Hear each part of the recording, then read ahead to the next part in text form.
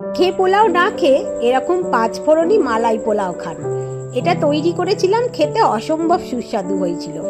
বাসমতি চালটা ভিজিয়ে রেখেছিলাম, সেটা আমি দুধের মধ্যে সিদ্ধ করে নেবো। আর দেবো 1 চামচ ঘি। এখানে কিন্তু একদম জল দেওয়া যাবে না, দুধের মধ্যে চালটা সিদ্ধ করতে হবে, হাফ সিদ্ধ করতে হবে, বেশি কিন্তু একদম নয়। এবারে নারকোলটায় জল দিয়ে পেস্ট করে নিয়ে তার দুধটা বার করে নিয়েছি। এখন দেখুন এই যে চালটা কিন্তু একদম সিদ্ধ হয়ে গিয়েছে। এবারে এটাকে আমি বন্ধ করে দেবো গ্যাসটা। এটা কিন্তু হাফ সিদ্ধ করেছি। ঘিয়ের মধ্যে এখানে 5 ফোড়ন, তার দিয়েছি গোটা কালো সর্ষে আর শুকনো লঙ্কা দিয়ে একটু ভালো করে নেড়ে নেবো। ফোড়নটা হয়ে গেলে সেই দুধে সিদ্ধ করা ভাতটা এখানে দিয়ে দিতে হবে। একটু ভালো করে নাড়াচাড়া করতে হবে 5 ফোড়ন আর সর্ষের সাথে। তারপরে পরিমাণ মতো অল্প একটু চিনি আর নারকোলের দুধ আর 2 চামচ নারকোল বাটা এখানে দিয়েছি, আর অল্প নুন দিয়ে ভালো করে